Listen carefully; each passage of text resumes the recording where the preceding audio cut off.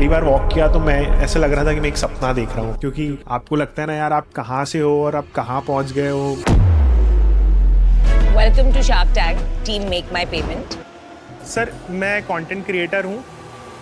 I'm out. But for today, I'm out. I'm out. This is not a business, guys. Get serious. Today's episode is a special one because our guest isn't just a fellow creator, he's a multi-business founder and someone you might have seen on Shark Tank recently. तो वो process क्या रहा है वो एक बार समझा दे। बहुत सारी टर्म्स एंड कंडीशंस थी, मैं सच में मैंने नहीं पढ़ा फॉर्म, बस मैं साइन कर दिया था। को लगा हो आपने शार्क टैंक में जाके गलती कर दी। गलतियाँ तो हमने बहुत सारी कर दी थी।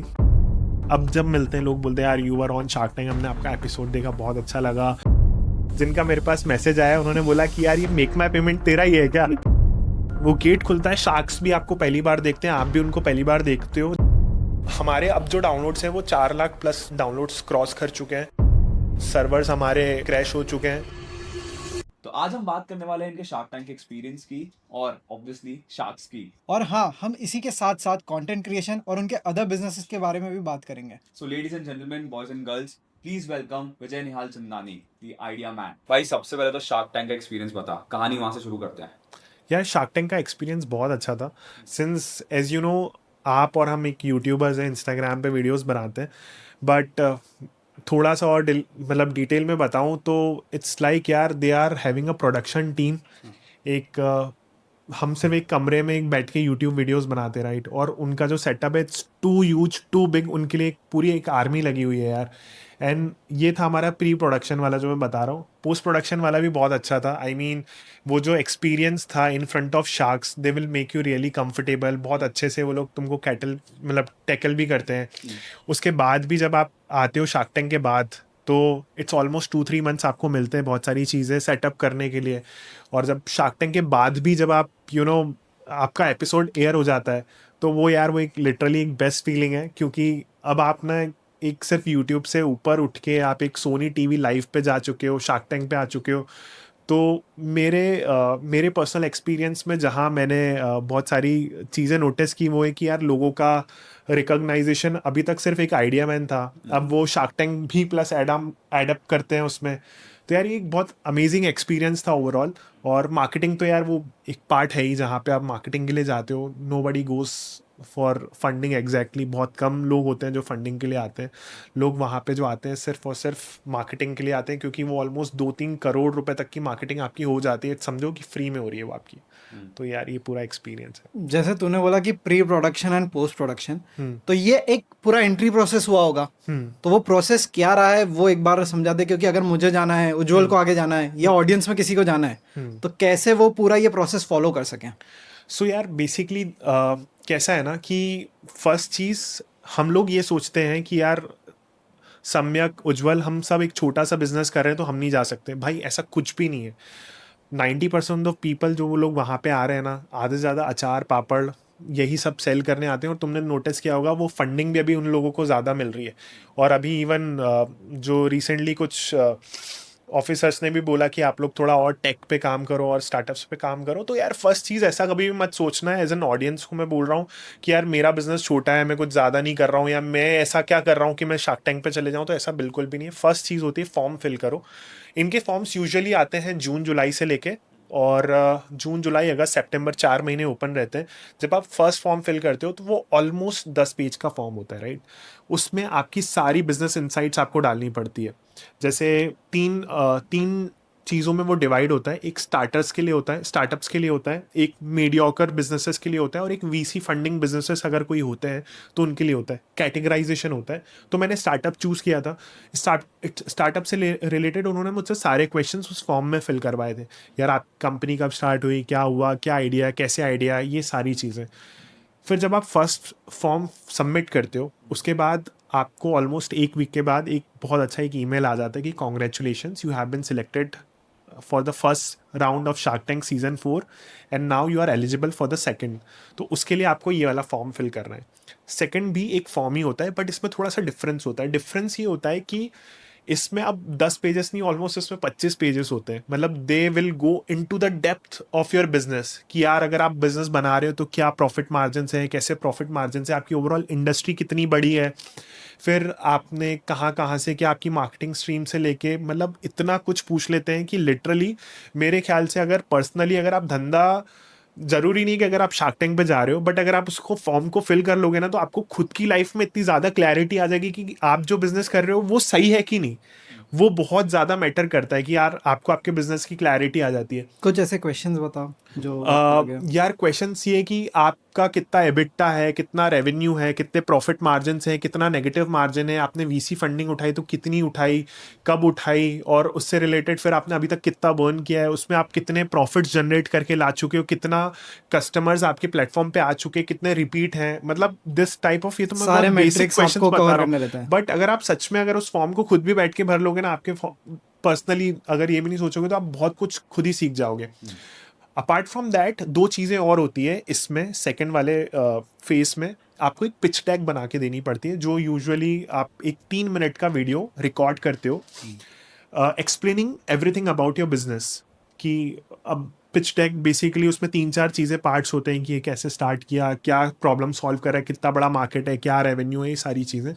एंड अपार्ट फ्रॉम दैट वो आपके प्रोडक्ट के भी वीडियोस मांगते हैं. जैसे मेरा ऐप था तो मेरे ऐप के लिए वो पूरा उन्होंने ऐप ओवरव्यू मांगा, तो वो सारी चीज़ें वीडियोस वगैरह बनाई. And it literally took me almost 4 to 5 days, 3 to 4 nights.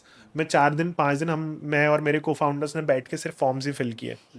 वो 17 पेज का फॉर्म था, वो फॉर्म फिल किया, उसको सबमिट किया, and then with in a week मेरे पास एक और कंफर्मेशन आ गया कि congratulations guys, you are selected for the phase 3. आपने फेज 2 पूरा राउंड क्लियर कर लिया है, नाउ यू आर इन्वाइटेड, आप मुंबई आ जाओ.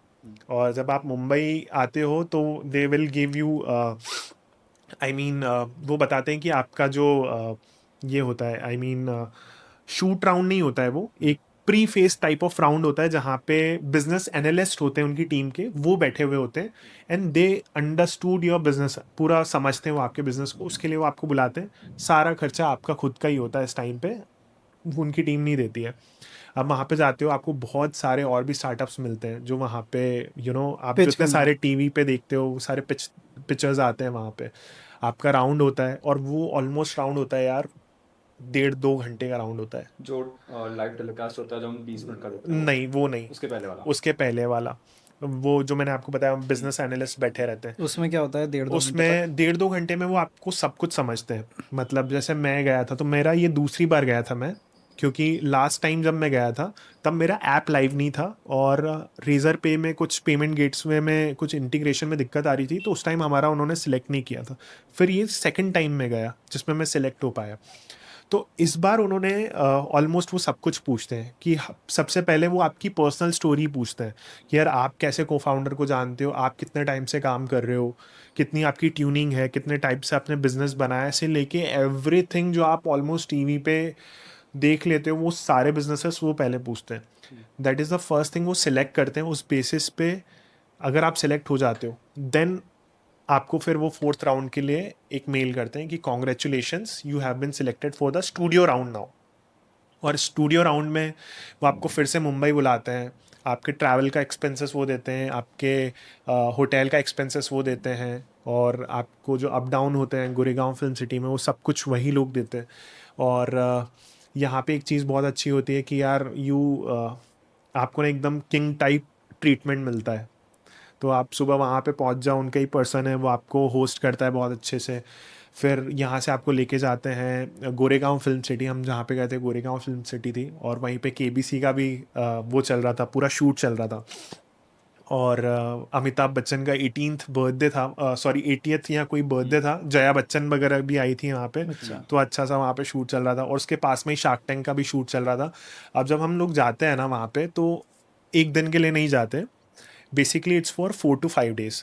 उनकी एक पूरी प्रोसेस बनी हुई है। फर्स्ट दिन जब आप वहाँ पे जाते हो, आप चेक इन वगैरह करते हो, तो आपको सिर्फ लेके जाते हैं, पूरा सेट दिखाते हैं कि यार ऐसा ऐसा होने वाला है। साथ में आपसे वो ऑलमोस्ट 8 से 10 पेज का एग्रीमेंट कराते हैं, क्योंकि ऐसा नहीं कि यार आप आओ फिर बाद में बैकअप कर लो कि यार मेरा हो सकता है कुछ सो स्टूडियो राउंड जब होता है तब बहुत सारे कॉन्ट्रैक्ट्स वो लोग करवाते हैं, जस्ट बिकॉज देर कोई ग्लिच ना हो जाए किसी भी टाइप का। और ऑलमोस्ट 10 पेज के फॉर्म में हर सारी चीज़ें लिखी हुई होती है कि यार आप स्टूडियो राउंड में जाओगे, आपका एपिसोड किसी भी रीज़न से अगर आप बैकआउट करते हो तो वो नहीं होगा। बहुत सारी टर्म्स एंड कंडीशंस थी। मैंने नहीं पढ़ा फॉर्म, बस मैं साइन कर दिया था। सेकेंड डे पे सुबह से हर एक चीज़ के लिए एक एक टीम आपके साथ डेडिकेटेडली फॉलोअप लेती है। देर इज़ अ टीम कि यार आपकी पिच क्या होने वाली है, देर इज़ अ राइटर जो आपको क्या बोलना है वो आपको सारी चीज़ें लिख के देगा। एक कॉस्ट्यूम डिज़ाइन की आपकी टीम होती है कि आपको वाइट और ब्लैक नहीं पहनना, आपको कोई ब्रांड नहीं पहनना, आपको सिर्फ आपने देखा होगा शार्क टैंक में ब्राइट कलर्स और काफ़ी सारे कलर्स यूज़ करते हैं वो लोग। वो इसके अलावा आपकी विजुअल टीम जो आप टीवी पे देखते हो तो जो स्क्रीन होती है उसमें जो दिखता है उसके लिए एक अलग टीम होती है, शूज़ के लिए एक टीम होती है, मतलब हर एक चीज़ के लिए एक डेडिकेटेड टीम होती है। फिर मैंने बोला था उनको कि एज अ क्रिएटर मैं खुद अच्छी पिच बना सकता हूँ, बट उन्होंने बोला सर यहाँ पे आप जो बनाते हो आपकी एक डेडिकेटेड ऑडियंस होगी। फॉर एन एग्जांपल हमारी ऑडियंस होती है 25 से लेकर 35 तक, ठीक है, या 45-50 तक। बोले शार्क टैंक 17, 18, 15 साल के लोग भी देखते हैं और 60 साल के लोग भी देखते हैं। So we have to make sure कि जो आप फर्स्ट 3 मिनट की पिच दे रहे हो वो हर किसी से कनेक्ट करे, रिलेट हो। तो मैंने बोला यार दैट्स अमेजिंग। तो उन्होंने पूरी पिच रिफाइन कराई और उस एक पिच को उन्होंने कम से कम हमसे 2000 बार चारों से री रिकॉर्ड करवाया। आई मीन कि आप उसकी प्रैक्टिस करो। फिर उनकी सीनियर वो आके देखती है कि यार ये पिच प्रॉपर डिलीवर कर रहे हैं कि नहीं। फिर जब हमारी फाइनल पिच होती है टैंक से पहले तो दे विल मेक श्योर कि है ना जो हम बोल रहे हैं वो प्रॉपरली स्क्रीन पे भी विजिबल है कि नहीं, दे आर अलाइनिंग एवरीथिंग। तो वो बहुत सारी चीज़ें हर एक चीज़ पे they will make sure everything is perfect. तो ये हमारा एक रूम होता है जो अलग एक आई मीन ट्रायल्स के लिए एक अलग बहुत बड़ा हॉल होता है पिच के लिए, और उसके बाद जो जहाँ पे मेन शूट होता है वो जस्ट उसके पास में ही होता है। तो हम लोग फिर हमारा फाइनल डे था पिच का, तो हम लोग वहाँ पे गए थे। और वहाँ पे जाने से पहले भी जो आप वॉक देखते हो, जो वॉक होके अंदर जाते हैं, तो उस वॉक के लिए भी they will make you practice 2-3 times.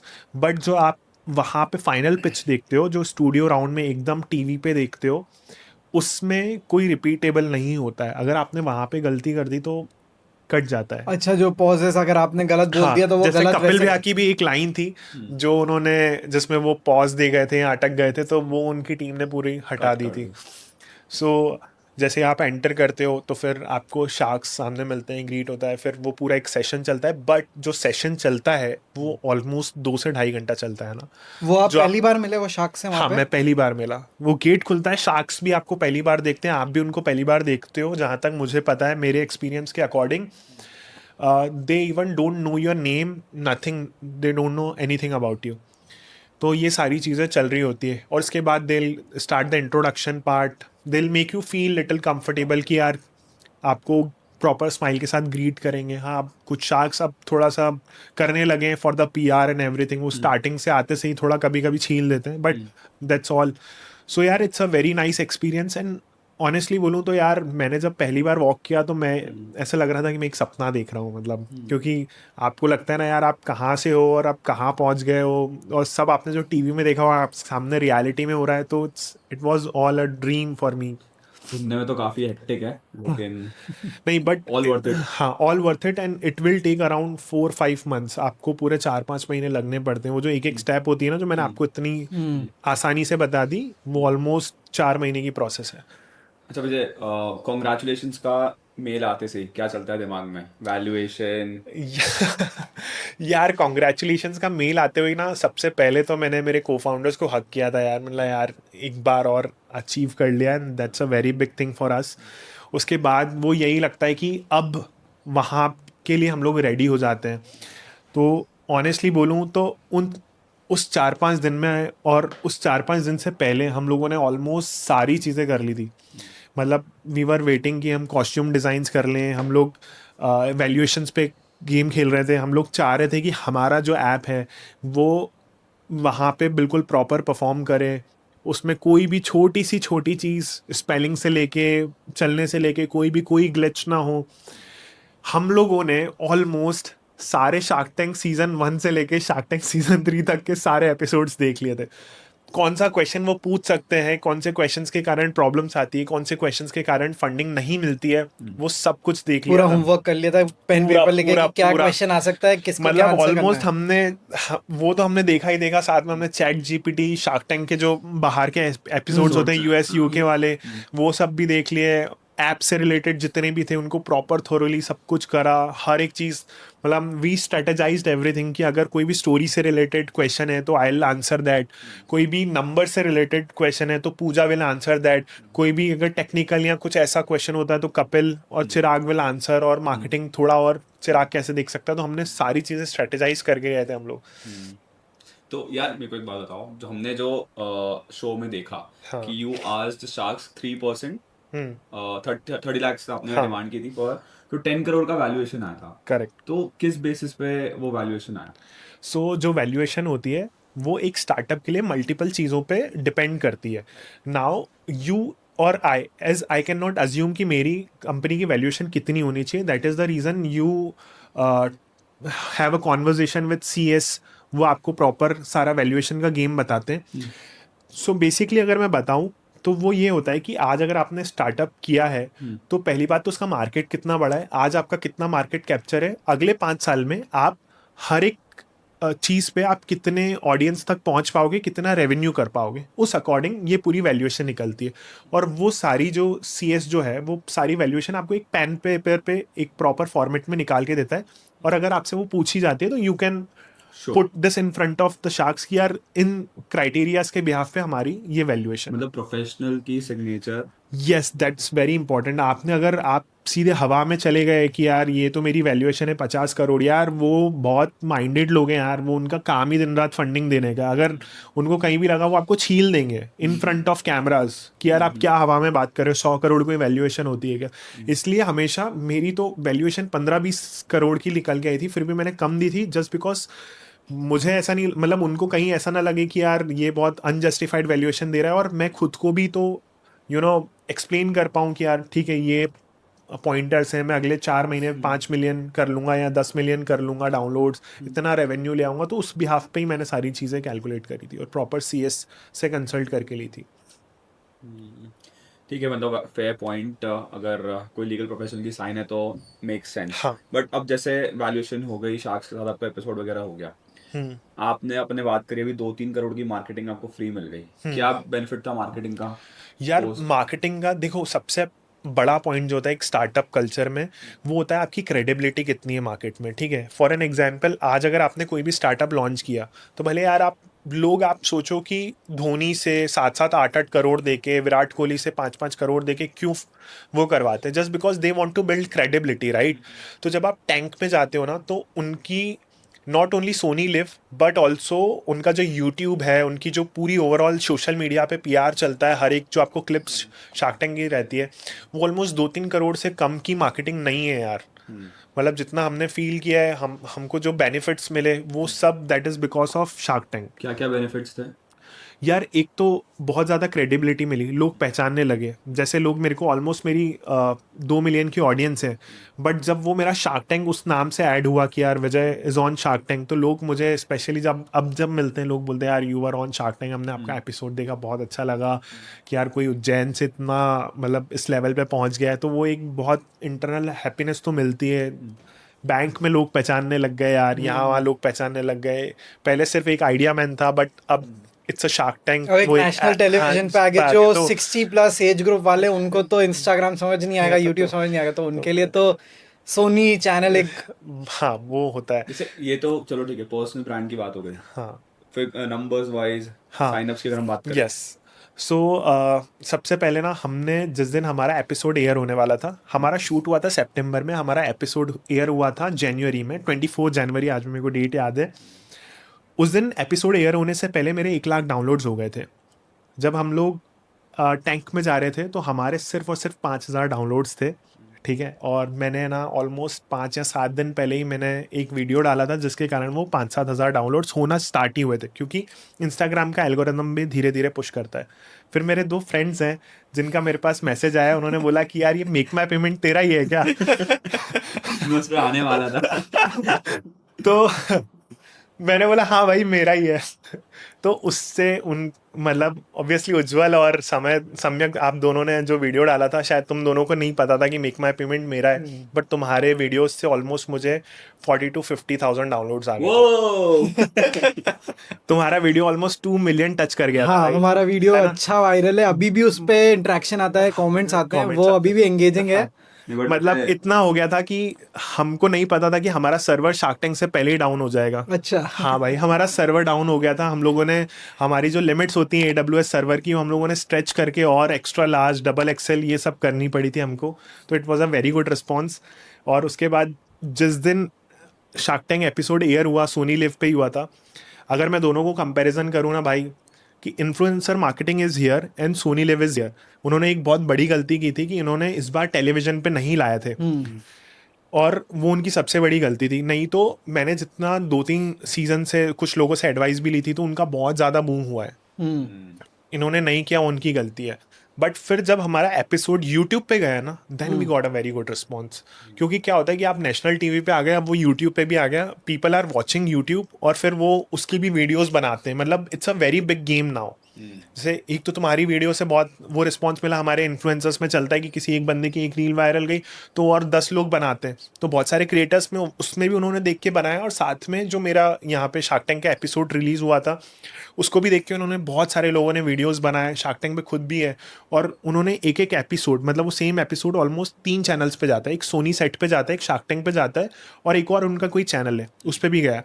तो ऑलमोस्ट यार हमारे अब जो डाउनलोड्स हैं वो 4 लाख प्लस डाउनलोड्स क्रॉस कर चुके हैं, और सर्वर्स हमारे 2-3 बार और भी क्रैश हो चुके हैं लोगों को। इसलिए हमारी रेटिंग्स जो है मेक माई पेमेंट की, वो कई बार डाउन चले जाती हैं, क्योंकि लोग कभी भी सडनली कोई एक post कर वीडियो देते हैं, वायरल हो जाती है तो और वो एकदम डाउनलोड्स सर्वर्स फट एकदम जाते बूम हो जाते हैं। हैं। तो यस यार, we are on a stage जहाँ पे हम लोग भी चीज़ों को समझ रहे हैं। इन टर्म्स ऑफ रेवेन्यू बात करूँ तो रेवेन्यू भी यार हम लोगों ने जो कमिट किया था, इट वॉज तो लाइक नथिंग जो हमने वहाँ पे कमिट किया, क्योंकि वो 4-5 हज़ार डाउनलोड ही थे 30 हज़ार का, वो जिसके कारण हमको बहुत क्रिटिसिज्म भी मिला था। But now it's almost 20x 100x तक हमारे रेवेन्यूज़ पहुंच चुके हैं मेक माई पेमेंट के। तो यार बस अब वही है, कोशिश कर रहे हैं हर एक चीज़ के लिए, बहुत सारी फंक्शनैलिटीज़ के लिए भी काम करें। बट मेन चीज़ यही है कि अभी जितना हम लोग टैंक में कमिट करके आए थे, उसको हम लोग बहुत स्टेबल करके बहुत अच्छे से चलाएं, ताकि वो चीज़ें हो जाए। और बाकी बहुत सारे फ्यूचर गोल्स भी हैं, तो उस पर भी बात करते हैं। अभी जैसे आपने बोला कि जो आपने मैट्रिक्स वहाँ पे दिए थे वो भी पीछे छोड़ दिए हैं।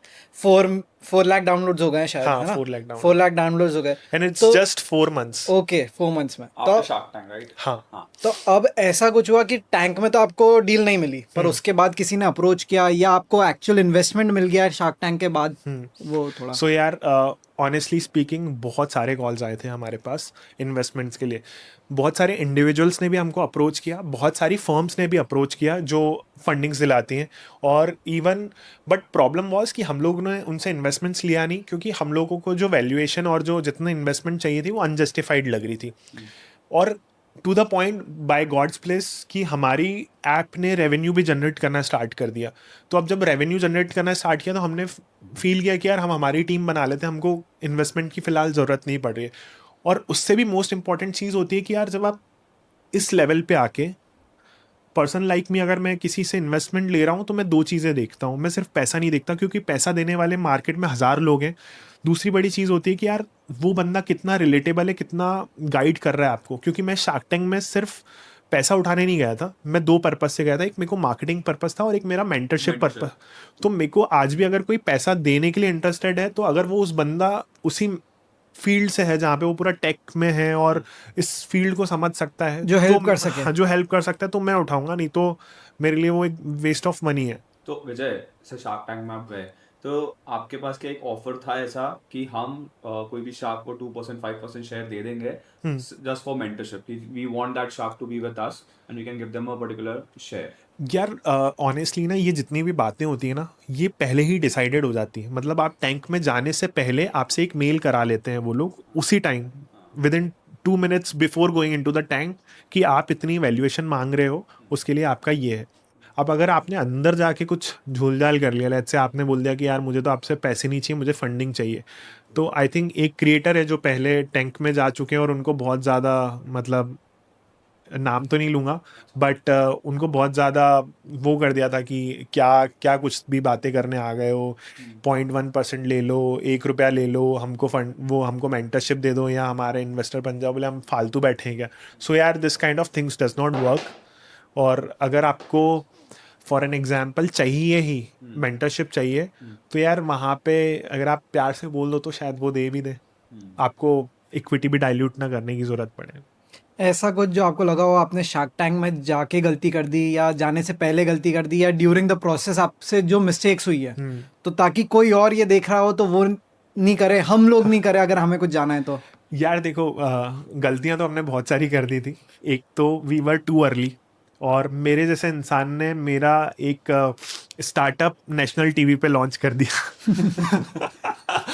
तो वो मेरे को लगता है, अब यार it can be good thing, it can be bad thing, I don't no यार, बट मेरे को ऐसा लगता है कि शायद जितना अपना नेटवर्क है यार, you are the creator, I am a creator, और हमारा जितना क्रिएटर्स का एक नेटवर्क है, मेरे ख्याल से अगर मैं खुद प्रमोट करा लेता तो हो सकता है शायद मैं बहुत ज़्यादा रैंडम जवाब भी दे देता उनको कि नहीं यार, उनको नंबर्स दिखा सकता था कि यार आज हमारे 5 लाख डाउनलोड्स हैं, इतना XYZ रेवेन्यू हम कर रहे हैं, इतने टाइम में ही हमने ग्रो कर लिया है।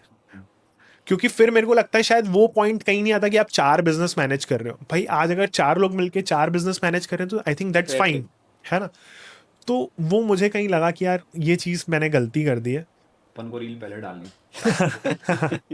नहीं बट जेन्युइनली यार विजय, जैसे जब हमें पता चला, हमें आपके प्रोडक्ट के बारे में किसी और की रील के थ्रू पता चला था, हाँ, वी डाउनलोडेड दैट और हमने ट्राई किया, हमने एक दूसरे को मैसेज करके ट्राई किया था, and we genuinely find it कि यार ये यूजफुल है। हाँ, क्योंकि इस पे जैसे बनाते हैं when even I run another business, तो उसमें ये पैसा डूबने वाली प्रॉब्लम या पैसे लोगों का नहीं लौटाने की टाइमली रिमाइंडर, क्योंकि मेरे को बैठ के रोज सुबह उन लोगों को फ़ोन लगाना पड़ता है कि प्लीज़, तो वो बोले मंडे दूंगा, तो मंडे फिर मेरे को अपने कैलेंडर में ऐड करना है कि मंडे उनको वापस फॉलो अप क्वेश्चन लगाना है, वो आपकी ऐप कर देती है। करेक्ट। तो यूज़ केस तो यार है। मेरे साथ भी ना यही प्रॉब्लम थी। मतलब मैंने जैसे शार्क टैंक में भी बताया कि यार मेरा एक आई रन है एजेंसी कॉल्ड ट्रैवनिटीज़, और उसमें हमको सबसे बड़ा चैलेंज ही यही आ रहा था कि यार इंसान धंधा करते जाता है बट उसका पैसा ना अटकते जाता है, और जब वो पैसा अटकता है तो उसका कैश फ्लो नहीं होता, तो इसलिए धंधे भी बंद हो जाते हैं यार। This is a very genuine thing.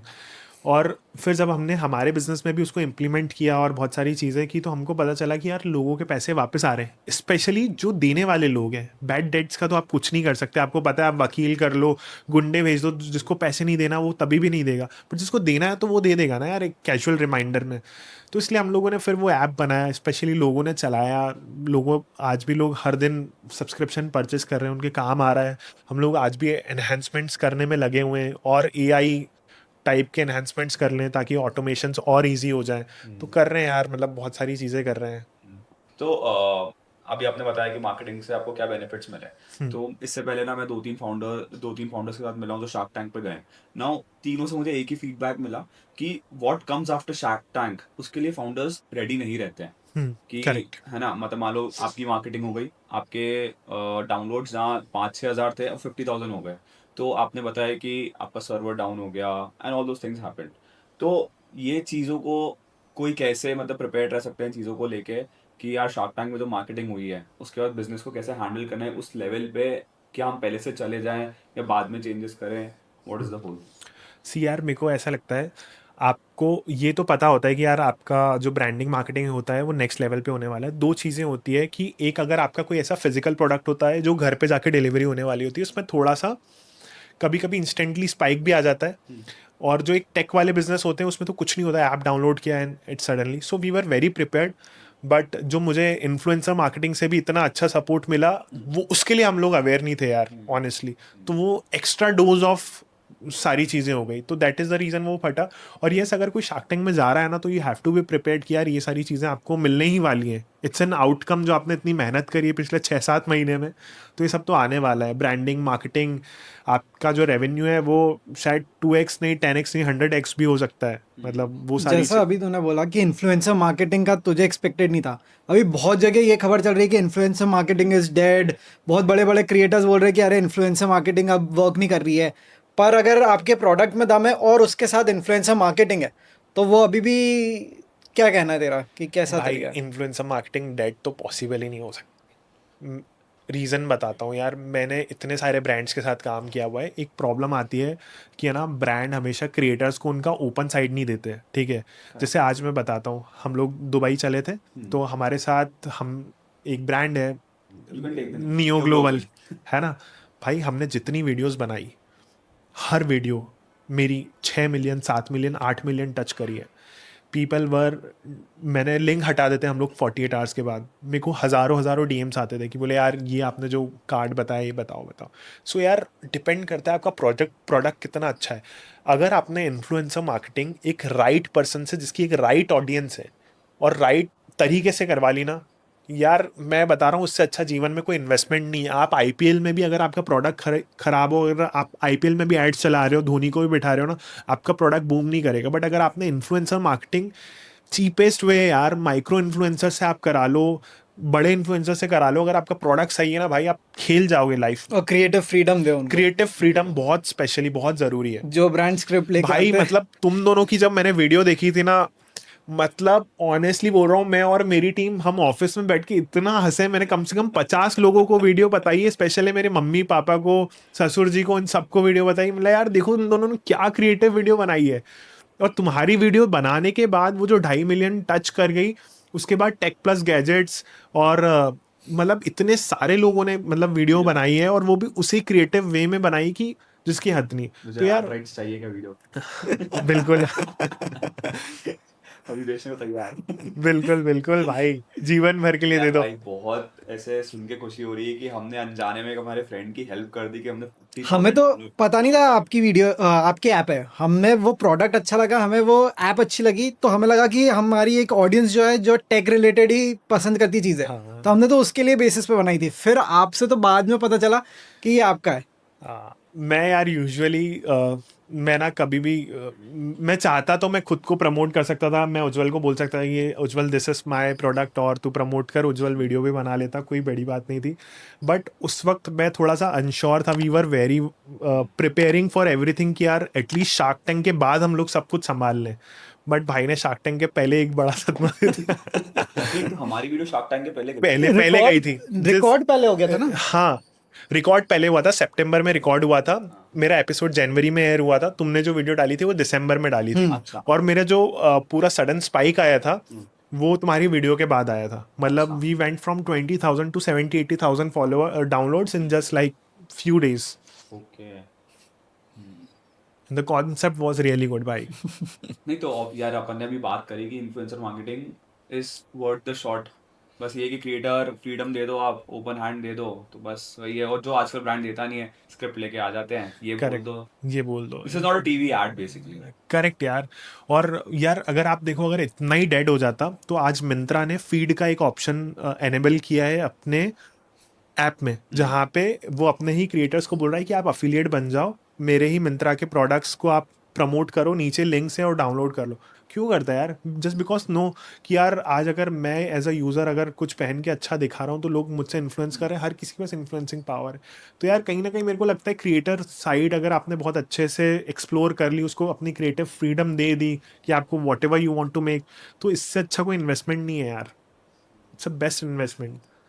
लाखों करोड़ों के टीवी एड्स भी इतना अच्छा परफॉर्म नहीं कर सकते जितना इन्फ्लुएंसर कर सकता है। सो यस, एक चीज थी, जब तुम्हारा एंड हुआ था तो पीयूष ने अच्छा फीडबैक दिया था तुम्हें। हाँ। बोला था कि अगर आप ट्रैवलिटीज को और मेक माय पेमेंट को अगर क्लब कर देते, दोनों अगर एक दूसरे को सपोर्ट करते, तो he might have invested. Did you take that feedback? आपने आके सोचा कि यार नहीं, पीयूष ने जो चीज बोली है, we can work on that? यार हमें ना ऑनेस्टली बोलूँ, वहाँ पे बहुत सारे फीडबैक्स मिले थे। हमने 90% फीडबैक्स को अप्लाई किया and trust me honestly it was a best part कि हम उन्होंने हमें फीडबैक दिया, हमने उसको इम्प्रूव किया, अच्छा किया. बट मुझे ऐसा लगता है कि यार जो दोनों कंपनीज हैं वो बहुत दोनों अलग अलग साइड है. एक पूरा टेक वाला साइड है, एक पूरा हॉस्पिटैलिटी वाला साइड है. अगर मैं उसको अंडर दिस अम्ब्रेला ले भी आऊँगा तो it will not make any sense, क्योंकि लोग यहाँ पे ऐप डाउनलोड कर रहे हैं, उनका इनसे कोई रिलेटेड नहीं है. और सिर्फ अगर किसी को पैसा ही बनाना है तो मुझे यार कहीं भी कोई रिलेटेबिलिटी लगी नहीं कि उसको एक अम्ब्रेला के लिए ले आऊँ, अंडर अम्ब्रेला ले आऊँ और फिर ऐसा कुछ कर लूँ. तो फिर इसलिए मैंने नहीं किया. बट बहुत सारे कुछ और ऑनेस्टली बोलूँ, हमें बहुत सारे फीडबैक्स मिले थे. फर्स्ट चीज़ कि आप मल्टीपल प्रोजेक्ट्स में हो, हमने बिल्कुल उसको बहुत सीरियसली लिया. हम लोगों ने आते ही सबसे पहले, हम 4 फाउंडर्स थे, हमने अलग अलग प्रोजेक्ट्स बांट लिए. Me Vijay is working on idea man so that मैं मार्केटिंग कर पाऊँ. भले मैं मार्केटिंग मेरे तीनों चीज़ों की भी कर सकता हूँ, बट मैं यूट्यूब और सब पे काम कर रहा हूँ. Pooja she is working on make my payment fully, क्योंकि वो BA भी है, बिजनेस एनालिस्ट है, उसको सारा एक्सपीरियंस है TCS वगैरह का. ठीक है. Third thing, Chirag and Kapil, they both are working on Travelities and ये वाले पार्ट पे काम करें, हॉस्पिटैलिटी वाले पार्ट पे. तो हर कोई अब अपना अपना सेगमेंट संभाल रहा है, तो हम 4 चीज़ें कर पा रहे हैं. और इट्स नथिंग यार, आजकल हर कोई बंदा करता भी है यार. And when someone needs your help और पूजा's हेल्प इन ट्रैवनिटीज तो वो हेल्प कर सकते हैं. ओवरसाइट पर बेसिक फंक्शनिंग आपने डिवाइड कर ली. हाँ बट ये चीज जब शार्क्स ने पूछी थी तो I think you didn't give the answer ना. यार, आंसर्स तो मैंने बहुत सारी चीज़ों के दिए थे, बट 2.5 घंटे का एपिसोड जब 20 मिनट में आएगा तो कैसे बता पाएंगे. हाँ नहीं, बट जो उनने शो किया ना तो उसमें यही समझ में आ रहा था कि a person is handling 2 to 3 things, तो वो एक चीज पे मतलब कॉन्सेंट्रेट उसमें ये दिखा रहे थे कि आप ही सब कुछ कर रहे हो, बाकी 3 का कोई वो नहीं है. तो यार आप आंसर्स कैसे दिए थे, करोगे? हमने आंसर्स दिए थे. हाँ, क्योंकि आपने भी जो समझाया कि मैं ये देख रहा हूँ and so it make sense कि अब हमें लग रहा है कि नहीं यार this is the right thing, और विजय इतना ऑक्यूपाइड इन सब चीजों में नहीं. यार हम लोग भी उस वक्त स्टार्टिंग पे थे मेक माई पेमेंट की, तो स्पेशली. और क्या होता है कि यार जैसे ट्रैवनिटीज़ है तो इट्स बीन 8 years, 8 साल में आप समझो प्रोसेस सिस्टम सब कुछ बन जाता है. तो सारी चीज़ें आज भी चल रही हैं. मैं नहीं देखता ट्रैवनिटीज़ को, बट फिर भी सब कुछ प्रॉपरली रन करता है. हर दिन होटल्स आते हैं, होटल्स पे बिजनेस आते हैं, सब कुछ ही हो रहा है. तो ये कहीं ना कहीं तो है, बट ठीक है यार, एवरीथिंग इज़ फाइन, चलता रहता है. अब क्या दिखाया गया क्या नहीं दिखाया गया है वो तो एक बहुत अलग बात है. ट्रैवनिटीज को कभी सोचा शार्क टैंक पे ले जाने का या उसके लिए फंडिंग उठाने का? यार नहीं सोचा. Why? इसलिए नहीं सोचा क्योंकि एक तो ना ये थोड़ा सा एजेंसी बेस्ड बिजनेस है, सर्विस बेस्ड बिजनेस है. तो सर्विस बेस्ड बिजनेस में मेरे को लगता है यार कहीं ना कहीं चैलेंजेस आते हैं थोड़े से. Like make my trip. Make my trip is a booking platform, मतलब काइंड ऑफ एजेंसीज होती हैं. जैसे आज फॉर एन एग्जांपल मैं बताऊं, आयुष की एजेंसी है, तो वो एक अलग लेवल पे है. आई मीन कैसे समझाओ यार कि कभी बिजनेस आ रहा है, हम लोग उतना रैपिडली, अगर मेरे ख्याल से मेरे को ऐसा लगता है, अगर मैं बात करूं शार्क टैंक पे ले जाने की बात, तो उन लोगों को ज़्यादा फर्क पड़ता है जो इधर कोई अपना प्रोडक्ट बेच रहे हैं, क्योंकि हमारा B2B बिजनेस है. तो B2B में मेरे को लगता है कि थोड़ा वो साइड आता वो है. शार्क क्या टैंक पे कोई काम का नहीं है. इतना, क्योंकि लार्जर ऑडियंस के काम की चीज नहीं है ट्रैवनिटीज. About Razor Pay and other platforms, these are also B2B businesses and they work. मतलब they have good. हाँ, बट वो डिपेंड भी करता है कि यार रेजर पे ऑलमोस्ट आजकल हर बिजनेस को ही लग रहा है, बट होटल्स आर वेरी. थोड़ा सा उनने अपने आप को मार्केट में हर किसी के लिए लेकर आया कि even if I have to collect payment from you, तो मैं एक Razor Pay लिंक बेच सकते हो. पहले तो वो business to business B2B था. हाँ करेक्ट. B2B के कारण मैंने कभी सोचा नहीं, बट मेरे को लगा कि यार ये काम कर सकता है मेक माई पेमेंट का. Insight for the audience ना कि B2B बिजनेस को क्यों आप शार्क टैंक पे नहीं भेजाओ. लेके जाना चाहिए यार. मैं पर अगर नीश है आपका B2B बिजनेस भी एक सिर्फ होटल इंडस्ट्री के लिए, तो इतना मार्केटिंग भी नहीं मिलेगी, फंडिंग की इसको इतनी जरूरत नहीं है शायद.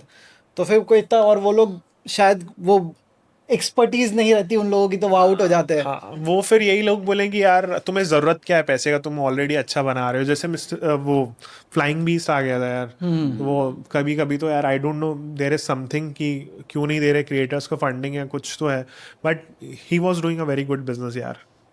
तो उसके साथ भी अलग I एक चीज़ think there are only few creators who have gone to Shark Tank. हाँ. है ना?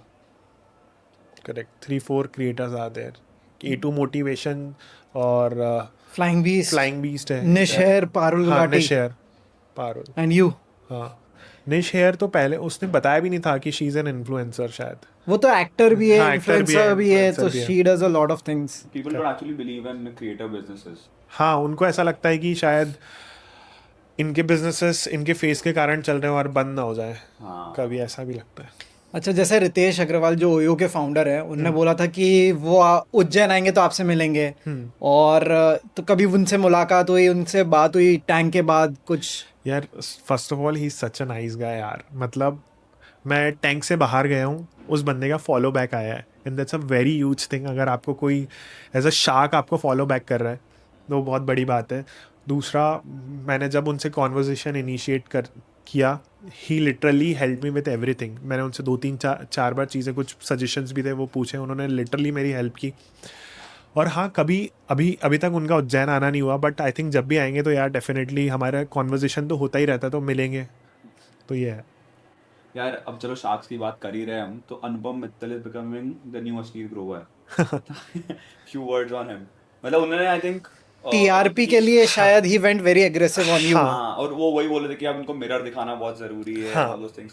यार देखो, फर्स्ट चीज़ ना, मेरे को ऐसा लगता है कि आप जिस ओहदे पे बैठे हो, आप जिस जगह पे बैठे हो, आपकी बहुत इज्जत है, राइट? हालांकि आप उस गेम को 3-4 साल से खेल रहे हो तो आप उसमें एक्सपर्ट हो चुके हो, but it does not mean कि ये एक बिग बॉस है या ये एक कोई एक XYZ टीवी चैनल है। ये एक शार्क टैंक है यार। शार्क टैंक में लोग आ रहे हैं फंडिंग लेने, और जो लोग आ रहे हैं वो कोई भी चलते फिरते लोग नहीं है कि यार वो बंदा डांस की वीडियो बना रहा है तो उसको बिठा लो, या वो बंदा चिल्ला रहा है, कुछ खा रहा है कहीं पे भी।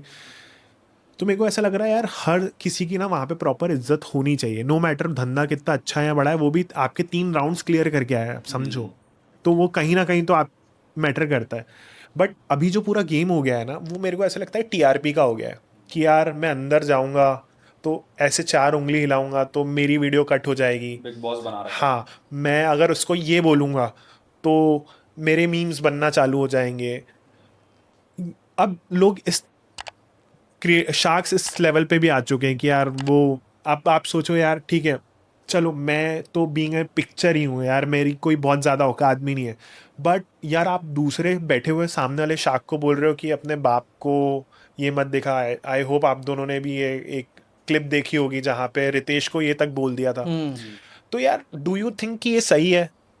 दैट इज़ वेरी रॉन्ग यार। आप इज्जत दोगे तो आपको इज्जत मिलेगी, नो मैटर यार। मेरी है ना, टैंक में जाने से पहले उनके उनके लिए तो बहुत इज्जत थी, क्योंकि ही इज़ अ पर्सन जिसको बिजनेस बहुत ज़्यादा पता है। और टैंक में भी मैं बताता हूँ कि उस बंदे ने जो हमको चीज़ें बताई ना कि यार एयरटेल में आजकल स्कैम में ही आ रहा है, तो आपका कोई फ़ोन नहीं उठाएगा, ये कोई नहीं फ़ोन उठाएगा, ऐसा होगा ऐसा होगा, बहुत सारी चीज़ें। एक्चुअली मैं ये कह रहा He हूँ was- कि he is he- very knowledgeable हाँ, also. He was the person जो आपको एक बिजनेस को वो देख लेता है, फ्यूचर देख लेता है और वो पूरा बताता है। तो नो डाउट हुआ है, बट यार मेरे को ऐसा नहीं लगता कि इन चीज़ों पे उनको इतना ज़्यादा क्रिटिसाइज या जस्ट फॉर द अटेंशन और TRP का वो करना चाहिए। पोलाइट तरीका हो सकता है हाँ, बोलने का। पोलाइट।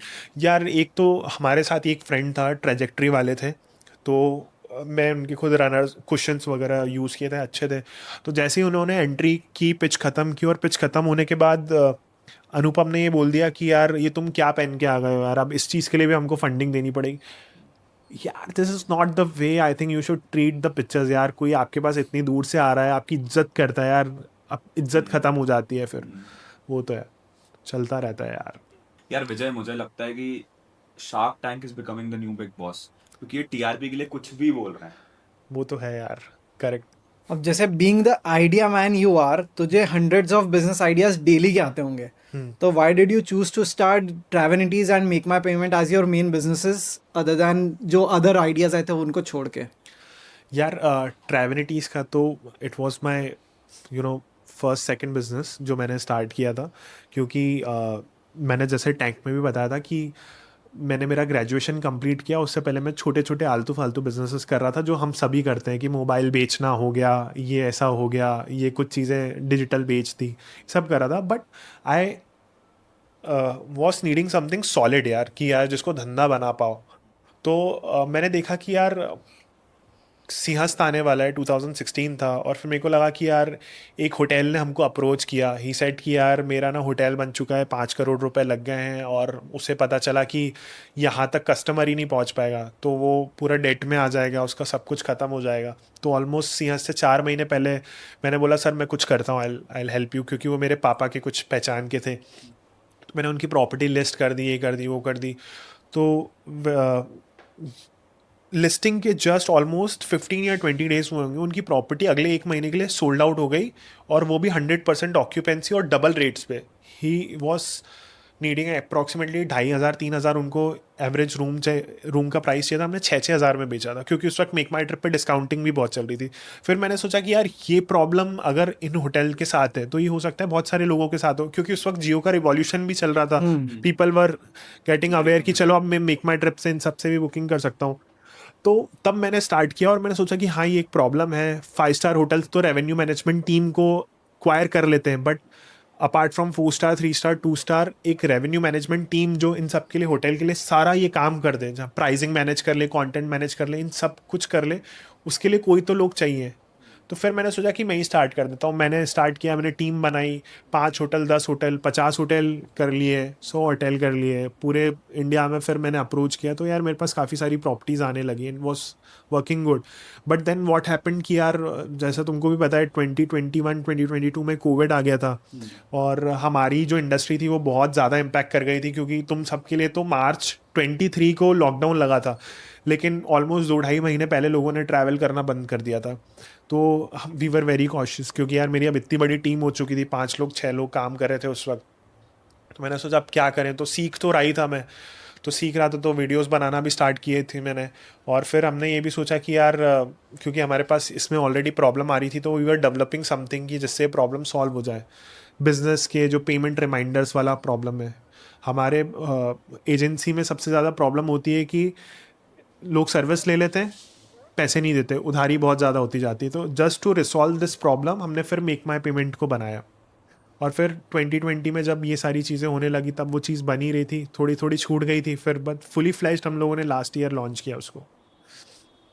इस तरीके से वो आइडिया है कि यार ये प्रॉब्लम है, ये सॉल्यूशन है, ये प्रॉब्लम है, ये सॉल्यूशन है। अच्छा, एक रैपिड फायर क्वेश्चन पूछता हूँ। हाँ मेक माई पेमेंट के ट्रैवल प्लीज। यार, make my payment, new baby भी प्लस एक्सपेंशन बहुत बड़ा हो सकता है। और बीइंग अ क्रिएटर साइड अगर मैं देखूँ तो मेरे लिए एक बहुत बड़ी चीज़ है, क्योंकि यार being a creator you need something कि यार आप जिसको प्रमोट कर पाओ और इंस्टेंटली चीज़ उसको परचेज भी कर लें, डाउनलोड भी कर लें, व्हाटएवर इट इज़। तो वो ऑडियंस बेस बहुत बड़ा है। Audience based. दूसरा, मैं जो क्रिएटर हूँ, बिजनेस फाइनेंस क्रिएटर हूँ, तो मैं उसी चीज़ को प्रमोट खुले से कर सकता हूँ। मेरे को कोई शेम नहीं है कि मैं कुछ गलत चीज़ बेच रहा हूँ या which is not related to my part.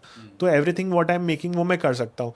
और ट्रैवलिटीज़ इट्स गुड, वो ऑलमोस्ट चल रहा है। उसको मेरे को नहीं लगता कि अभी, क्योंकि वो फुली ऑटोमेशन पे भी है, एक को फाउंडर मेरा ऑपरेट कर रहा है, तो या बहुत बात हो गई शार्क टैंक इंडिया के बिजनेस की।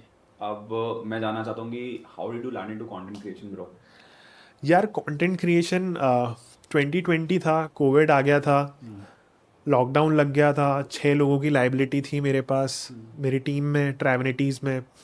तो वी वर थिंकिंग यार अब क्या करें, कैसे करें। तो एक चीज़ यही थी कि सीख लेते हैं यार, सीखने से अच्छा तो कुछ है नहीं, कहीं ना कहीं कैसे ना कैसे काम आएगा। तो आई गॉट टू नो कि यार video marketing is the best kind of marketing, जिसपे आप बिना ज़्यादा पैसा खर्चा करे आप करोड़ों लोगों तक पहुंच सकते हो। तो मैंने सोचा कि यार चलो ठीक है, let's give it a try. तो मैंने क्या करा कि मेरे कुछ कोर्सेज परचेस किए, सीखना चालू किया। सच बताऊं तो मेरे को पहले कैमरा भी नहीं आता था कि कैसे होता है उसको ऑपरेट ये सब होता है। मैंने फ़ोन से रिकॉर्डिंग करना चालू की। जिस दिन लॉकडाउन लगा था उस दिन मेरे घर पे ना ट्राईपॉड था ना माइक था। तो मैंने एक बिस्लरी की बॉटल को काटा, उसमें उसको ऐसे स्टैंड बनाया। फिर माइक भी मेरे को नहीं पता था, लाइट्स भी नहीं पता थी, तो फिर मैं खिड़की खोल लेता था, नेचुरल लाइट्स यूज़ करता था। फिर मैंने वीडियो बनाना स्टार्ट करी। जो मैंने फर्स्ट वीडियो डाला था उसके पहले 100 वीडियोस बनाए थे। उसमें आपको एक बहुत सारी वो चीज़ होती है कि मैं गंदा दिखूंगा, अच्छा दिखूंगा, मेरी शक्ल तो अच्छी आ रही है, मैं बोल तो अच्छा रहा हूँ, ये हो रहा है वो हो रहा है, बाल सही है हाँ, कि नहीं है, बाल सही है कि नहीं। मोस्ट इंपॉर्टेंट चीज़ कि आपको बोलना कैसे भाई, मतलब डांस वीडियो तो ठीक है आपने नाच लिया, बट कंटेंट बनाना खुद बोल के। तो मेरे को ये भी नहीं पता था कि पहले लिखना होता है या उसके पॉइंट्स रिसर्च कैसे करनी होती। फिर तो ये सारी चीज़ें यार उस कोविड में सीखी मैंने। And I was the person जो मैं मेरे घर से कोविड में भी अकेला आके मेरे ऑफिस में आके बैठता था और अकेला वीडियोस बनाता था। तो मैं सुबह आ जाता था 12-1 बजे, क्योंकि मेरा बहुत स्लीप शेड्यूल भी बहुत ख़राब हो रहा था। तो मैंने सोचा कि यही कर लेते हैं। तो आता था, बनाता था। और फिर जब मैंने फर्स्ट वीडियो मैंने बनाई थी ज़ारा की, तो अच्छी चले गई थी, मतलब ऑलमोस्ट 2-2.5 हज़ार व्यूज़ थे, डिसेंट। एटलीस्ट इतने थे कि मेरा जितना भी सर्कल था, मेरे 1000-2000 फॉलोअर्स थे जो हमारे फ्रेंड्स के यूजुअली होते हैं, उन सब ने देखा, अप्रिशिएट किया और बोला कि यार रुकना मत, अच्छी है और बनाना। और कुछ लोगों ने तो बोला हमने तेरी वीडियो 2 बार देखी क्योंकि I am into fashion industry, तो मेरे को बहुत ज़्यादा सीखने को मिला। तो मैंने बोला यार ठीक है फिर बनाते हैं। तो जब मैंने मेरी 4th वीडियो बनाई थी which was related to Mukesh Ambani, उस वक्त मुकेश अंबानी बहुत सारी फंडिंग्स एक्वायर कर रहे थे, मेटा से भी, इनसे भी, और वो रिचेस्ट पर्सन बन गए थे, ऑलमोस्ट 3rd पे आ गए थे, 3rd या 4th पे आ गए थे, और इंडिया में 1st पे आ गए थे। तो मैंने उससे रिलेटेड वीडियो बना दी थी, और वो वीडियो ऐसी पहली वीडियो थी जो मेरे को लग रहा था ये बिल्कुल भी नहीं चलेगी क्योंकि ये 12 मिनट की वीडियो है कि 15 मिनट की वीडियो है। बट मैंने एनी हाउ इंस्टाग्राम पे अपलोड करी थी, और तब IGTV का सेक्शन था। वो वीडियो ऐसी फटी कि मेरे को कुछ एक्टर्स के मैसेजेस आ गए, बोले ब्रो व्हाट अ वीडियो यार, 12 मिनट में मेरे को ऐसा फील नहीं हुआ कि मेरे को पानी पी लेना चाहिए। मतलब literally it was a very good video, और उस पर्टिकुलर वीडियो के कारण मेरे 5 पहले के जो वीडियोस थे उन पे भी धड़ल्ले से व्यूज़ आने लग गए। मतलब वो वीडियो मेरी पहुंची थी 12 मिनट की IGTV होने के बाद 2 मिलियन या 2.5 मिलियन, और बाकी की पीछे की वीडियोस जितनी भी थी, ओयो पे बनाई थी, इंडीटेक्स, ज़ारा पे बनाई थी, उस सब पे 2.5 3 लाख 4 लाख व्यूज़ आने लग गए। एंड देन आई डिसाइडेड कि यार दिस इज़ गोइंग गुड, करना चाहिए। और उस वक्त फिर फर्स्ट ब्रांड डील मिला था, तो वो फिर यार मुझे लगता है कि सारे क्रिएटर्स की कहानी जो कोविड में है ना ऑलमोस्ट सेम ही है। सेम ही है, कि- सेम। हाँ कि मेरा भी ऐसी था कि मैं बहुत ऐसे भटका हुआ था लाइफ में, क्या करना है क्या नहीं करना है, तो बस खिड़की के सामने लैपटॉप को स्टैंड बनाया और फोन से शूट करना शुरू कर दिया, और वही एक वीडियो फटती है तो बाकी फटना शुरू। करेक्ट यार, ऐसे होता है। उसके बाद पता है हमारे साथ उज्जवल एंड मी, मतलब we were the first creator. जब रील आई थी तो हम लोग सब पहले क्रिएटर्स थे जिन्होंने रील को एक्सप्लोर किया, फर्स्ट बैच ऑफ क्रिएटर्स। तो हमको एक एडिटिव एडवांटेज मिल गया कि हम लोगों को बहुत ज़्यादा व्यूज़ और बहुत ज़्यादा ग्रोथ रिकॉग्निशन भी मिली। है आज, तुम दोनों के फेस वैल्यू बहुत ह्यूज है as compared to someone new coming and having same followers, क्योंकि एक एज ओल्ड तुम्हारी फैन फॉलोइंग है। हाँ यार, वो कहते हैं ओजीज भी एक, हाँ अब जो लोग आते हैं कुछ कंटेंट कॉपी करके बिल्कुल एकदम चले जाते हैं, बट ठीक है यार, हम लोगों ने बहुत मेहनत की, इट्स बीन 4-5 इयर्स। हाँ काफी सही टाइम पे भी स्टार्ट किया। एक्चुअली मेरे को लगता है टाइम भी बहुत इंपॉर्टेंट है, क्योंकि हम बिजनेस फाइनेंस वीडियोस बनाते थे, तो उस टाइम पे क्या कर रहे थे लोग, फोन ही चला रहे थे। फोन ही चला रहे थे सारा दिन, तो लोग फ्री थे यार, रात रात भर सोते नहीं थे, तो यही करते थे। तो अब ये क्वेश्चन जो है वो तुम दोनों के लिए, जैसे तूने बोला कि फर्स्ट ब्रांड डील आई, हाँ तो ब्रांड डील्स और अदर क्या एवेन्यूज है जिससे एक कंटेंट क्रिएटर, एक इन्फ्लुएंसर पैसे कमा सकता है, और ब्रांड डील्स भी कैसे ला सकता है, वो थोड़ा तुम बता दो, ताकि जिसको अगर कंटेंट क्रिएशन आगे करना है तो इज इट स्टिल वायबल या सैचुरेशन आ गया है थोड़ा? यार देखो, आजकल मैं ऑनेस्टली स्पीकिंग, आजकल लोग कंटेंट इसलिए नहीं बना रहे कि वो कुछ इम्पैक्ट क्रिएट कर सकते हैं। जैसे हम दोनों ने जब कंटेंट क्रिएशन स्टार्ट किया था, तो मेरे को नहीं लगता उज्जवल को ये पता होगा कि कंटेंट क्रिएशन में इतना पैसा मिल जाता है। Exactly. है ना? आज जो लोग वीडियोस बनाते हैं वो इसलिए बनाते हैं कि वो दूसरे क्रिएटर को देख के बनाते हैं कि यार भाई इसको एक ब्रांड डील का इतना पैसा आ रहा है तो मैं भी कर लेता हूँ, तो मेरे को मिल जाता है। This things won't work at all. अगर आप पैसा देख के अगर कोई कंटेंट बना रहे हो, ऐसा बना रहे हो, आप लॉन्ग टर्म तक सर्वाइव ही नहीं कर पाओगे। और मैंने- जो आया है ना, बनाया जिसने, वो बाहर भी हो गया है। हाँ, बाहर भी हो जो जाता देख के आया ना कि भाई पैसा मिल रहा है कंटेंट क्रिएशन में, और जब क्या था एक स्पाइक आया जिसमें हम दोनों भी थे, अब दिस थिंग्स आर वो गोइंग डाउन इन बिटवीन। जब पैसा नहीं मिला ना तो they were out of the game. Correct. सिर्फ पैसे का जो चेस कर रहा है वो उसके लिए बिल्कुल गेम भी नहीं नहीं कर है। सकता, बिल्कुल भी नहीं कर सकता। अगर आपको यार इट्स एवरीथिंग विद, अगर आप सोचो ना, अगर आप कुछ नई चीज भी बना रहे हो, जैसे स्टार्टअप बना रहे हो, तो आप पैसा तो तभी बना सकते हो ना कि तो वो वैल्यू जब आप यूनिक दे रहे हो, कुछ दे रहे हो। क्योंकि यार अगर आपको लग रहा है कि मेरे को पैसे कमाना है, तो एक काजू बादाम की दुकान है, उसके पास में आपने वापस एक ड्राई फ्रूट की दुकान लगा दी, तो आप कुछ यूनिक थोड़ी कर रहे हो, आप तो उसका कॉम्पिटिशन ही बन रहे हो। तो ऐसा कुछ नहीं हो सकता।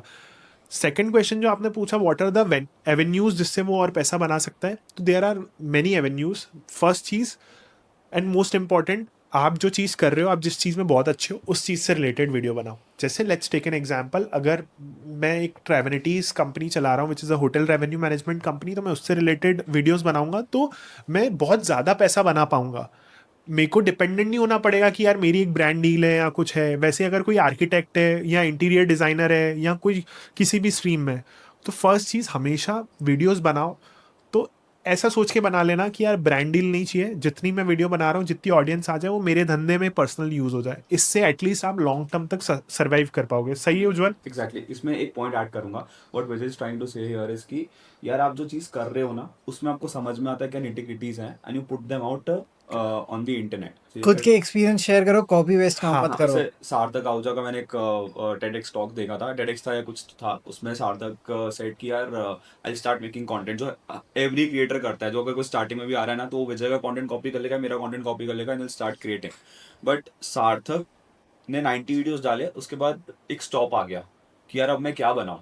तो ही सेड कि यार जो मैं डेली लाइफ में कर रहा हूँ, जो मैं क्लाइंट से इंटरेक्ट कर रहा हूँ, उन्हीं को I put it out on the internet. और ये चीज़ मैं ना जब मैं कंटेंट क्रिएशन में आया ना तभी मैंने ये चीज़ करी कि यार जो मुझसे लोग आके क्वेश्चन पूछते थे मैं उसी की रील बना देता था। रीजन बीइंग कि अगर किसी को वो डाउट है तो हो सकता है मेरी ऑडियंस को भी उस चीज़ का डाउट होगा, तो obviously that helps. Aman what people जो सबसे बड़ी मिस्टेक कर रहे हैं, दे कॉपिंग अदर क्रिएटर्स कि यार इसकी ये रील है तो हम भी इसी रील पे बना देते हैं। हर किसी की एक यूनिक वॉइस है, आप वो रखोगे तो ही आप चलोगे, वरना अगर आप कॉपी वेस्ट कर रहे हो तो फिर ऑलरेडी है। तो मेरी फ्रेंड है, वो उसने जॉब छोड़ा था तो उसे ग्रेजुटी का कोई क्वेश्चन था, मैंने उस पे रील बना दी और मुझे पता था कि मेरे को देख के फिर और जो नए क्रिएटर्स हैं उन्होंने सबने ग्रेजुटी पे रील बना दी। करेक्ट। तो मेरी तो 3.2 मिलियन गई, लेकिन लोगों की 20-20 मिलियन भी गई। बट वो क्रिएटर्स आर ठीक है, वो नहीं चल पाए, that's a different ball. Same मेरे साथ भी ऐसे हुआ, मैं भी यही चीज़ करता हूँ जो मेरी लाइफ में हर दिन होता रहता है, मैं उसके लिए वीडियोस बनाता रहता हूँ। जैसे मैं जब मेरी फर्स्ट कार खरीद रहा था तो मैं देख रहा था कि कार पे कैसे डिस्काउंट मिल सकता है, तो मैंने बहुत ज़्यादा पढ़ा तो मेरे को पता चला था यार गवर्नमेंट की एक पॉलिसी आई है जहाँ आप अपनी पुरानी कार को भी स्क्रैप करा सकते हो। That video hits 20 million views आए थे उस पर, ठीक है, तो वो वीडियो वायरल हो गई थी। वैसे ही जब मैंने मेरा पहला घर परचेज़ किया था तो उसमें बहुत सारी चीज़ें थी जो मैं मेरे घर परचेज़ करते वक्त कर रहा था, तो मैंने सारी चीज़ें शेयर करी। तो यार अगर आप ओरिजिनल रहोगे ना तो आप ज़्यादा मेरे को लगता है लॉन्ग टर्म तक सर्वाइव कर पाओगे और पैसा बना लोगे। पैसा इज़ द बाय प्रोडक्ट यार, वो ऑटोमेटिकली आ जाता है, उसमें कुछ वो नहीं है। सेकेंड आपने पूछा एवेन्यूज़ क्या क्या है, मैं और बता देता हूँ। एक ब्रांड डील्स है, एक आपका खुद का बिजनेस है। आप इसमें अगर अपना बिजनेस कैसे भी करके इंटीग्रेट कर दो तो आप बहुत पैसा बना सकते हो। यूट्यूब खुद पैसा भी देता है, इंस्टाग्राम नहीं देता। बहुत सारे लोगों को एक क्वेश्चन है मन में कि क्या इंस्टाग्राम इतने मिलियन व्यूज़ का पैसा देता है? भाई बिल्कुल भी नहीं देता। अगर आप सुन रहे हो और इसलिए वीडियो बना रहे हो, बिल्कुल मत बनाना। यूट्यूब पैसा देता है भाई, बिल्कुल देता है, बट मेन थिंग इज़ कि आपके व्यूज़ बहुत मिलियंस में होना चाहिए, तब जाके आपको जो कुछ अमाउंट आएगा। और स्पेशली एक चीज़ और बताता हूँ भाई, शॉर्ट्स पे बहुत कम पैसा है, लॉन्ग फॉर्म वीडियोस पे मिलियंस के हंड्रेड्स ऑफ रुपीस आएंगे। मिलियंस व्यूज, आप 40-50 मिलियन व्यूज टच करोगे तो हो सकता है आपको हज़ारों रुपए कुछ आ जाए। मेन पैसा अगर आपको लगता है यूट्यूब से पैसा कमाना है तो वो यार वो मेरे को लगता है कि लॉन्ग फॉर्म वीडियो बनाओ, उसमें जो ब्रांड इंटीग्रेशन होता है, बट ऑनेस्टली उसको बनाने में बहुत टाइम, एनर्जी, एफर्ट्स लगते हैं। which people are not ready to give because instant gratification is also a thing.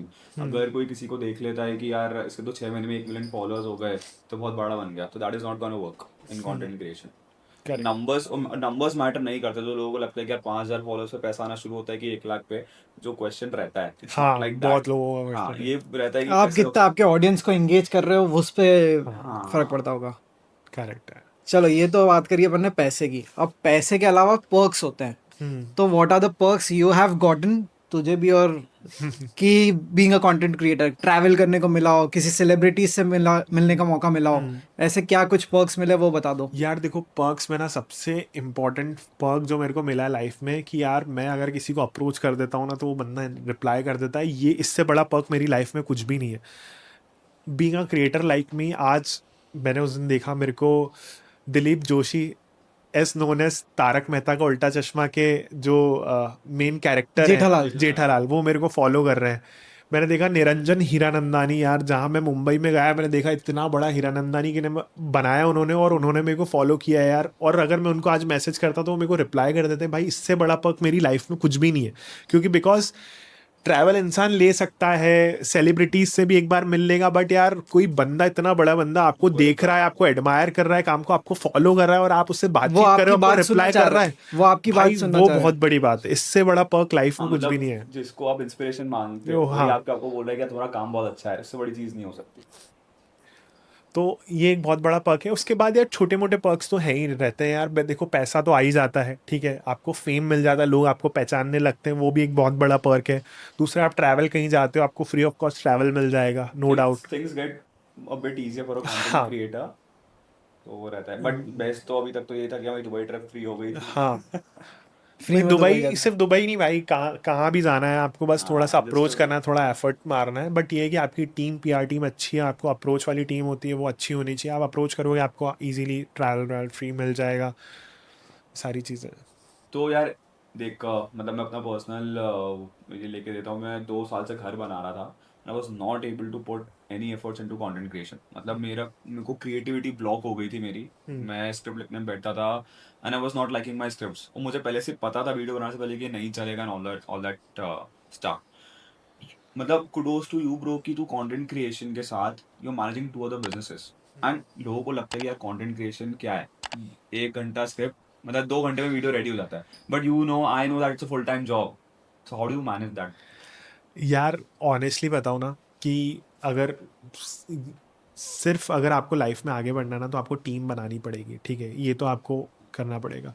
And when I am doing multiple businesses, तो ऑनेस्टली मेरे साथ मेरे 4 पिलर्स हैं, विच इज़ माई वाइफ पूजा नागदेवानी, मेरा भाई चिराग निहाल चंदानी, और मेरा एक कोफाउंडर कपिल दवे, जो मेरे साथ बहुत पहले से यार। तो हम लोगों ने पिछले 8 साल में ऐसी ट्यूनिंग बनाई है, छोटी छोटी चीज़ को क्यूरेट किया है कि यार आज जब मैं ये देखता हूँ तो कपिल नोस कि यार विजय अगर ये बना रहा है तो मैं ये पूरा संभाल लूँगा, चिराग वाला पार्ट संभाल लेगा, पूजा पूरा मेक माई पेमेंट संभाल लेती है, सारी चीज़ें संभाल लेती है।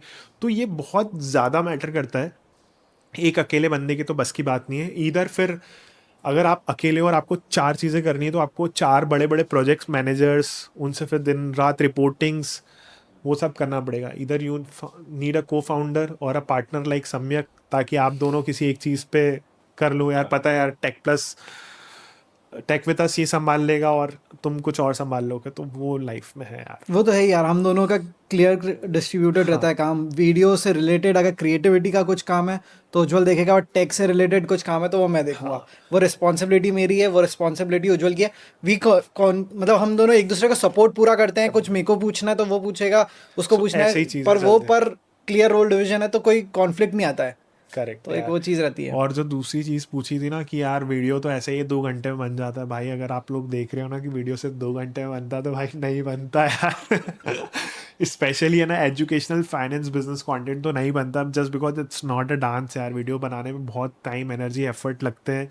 आपको रिसर्च करनी पड़ती है, आपको राइटिंग लिखनी पड़ती है, आपको देखना पड़ता है कि हुक कैसे बनेगा, स्टोरी क्या बनानी है, फिर आपको शूट करना पड़ता है। शूट के लिए आपको इतना बड़ा सेटअप, इतनी सारी लाइटिंग्स, ये सारी चीज़ें बसर रहती है। उसके बाद आपको एडिटिंग वाला पार्ट है, एडिटिंग पे देखो, उसके बाद आपको पोस्टिंग वाला पार्ट है, कहाँ पे जाएगा, कैसे जाएगा। तो भाई it's not at all easy यार।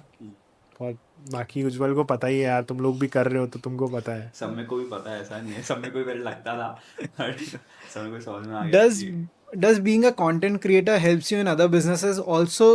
क्या तुझे ऐसा लगा कि शार्क टैंक में एंट्री इजी थी क्योंकि तू एक कंटेंट क्रिएटर था, मतलब, और अदर बिजनेसेस में भी कुछ हेल्प रहती है कंटेंट क्रिएटर होने की वजह से? देख, फर्स्ट क्वेश्चन कि क्या कंटेंट क्रिएशन करने के बाद दूसरे बिजनेस इजी होते हैं? 100% ईजी होते हैं। और मैं यही बोलूँगा कि आज अगर आप कोई भी बिज़नेस कर रहे हो तो आपको कंटेंट क्रिएशन करना ही चाहिए, क्योंकि आपको आपके बिज़नेस को प्रमोट करना है। तो इंसान क्रेडिबिलिटी के बिना आपके ऊपर ट्रस्ट नहीं करता। आज अगर आप किसी को उठा के डायरेक्टली कॉल कर लो कि सर मैं ये सर्विस बेच रहा हूँ, तो आपको उतना रिस्पॉन्स नहीं आएगा। बट अगर आप एज अ वीडियो बना रहे हो और आप उसको पेजेस, आपका इंस्टाग्राम प्रोफाइल अगर वो जानता है, तो सेल्स ईजी हो जाती है, बिजनेस ईजी हो जाता है। फर्स्ट क्वेश्चन का ये आंसर।